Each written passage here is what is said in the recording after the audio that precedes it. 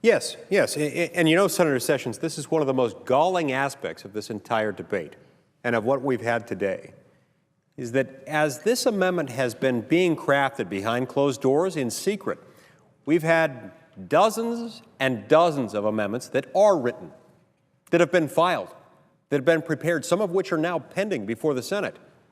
And yet, have we had a chance to vote on those today? No. We're told we've got to wait for the Corker Amendment, which isn't even written. So those of us who have been working on this for months and months and months and have written our own amendments and have aired them publicly and allowed our constituents and people throughout the country to view our amendments, we're shut out. We're shut out and we're shut down, and we're told that we don't get a vote on them because we got to wait for the Corker Amendment. That doesn't seem fair to me. It doesn't seem just. Now, let's look around the room. It's not as though this place is jam-packed with people. It looks like we've kind of been abandoned. A few hours ago, we had all of us here. We were ready to vote on those amendments. We could have had a lot of votes. We were told to expect votes.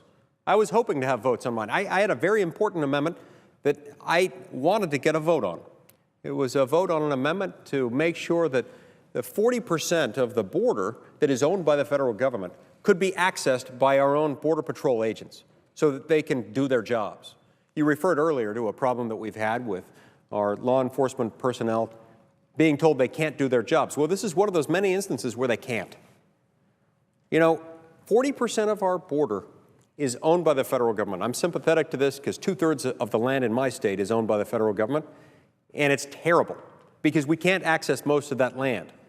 We can't even walk on that land without saying, "Mother, may I?" And most of the time we have to walk on. It's like a sand trap on a golf course. You have to walk in with a rake behind you, rake your way in, rake your way out, and ask permission for everything you do.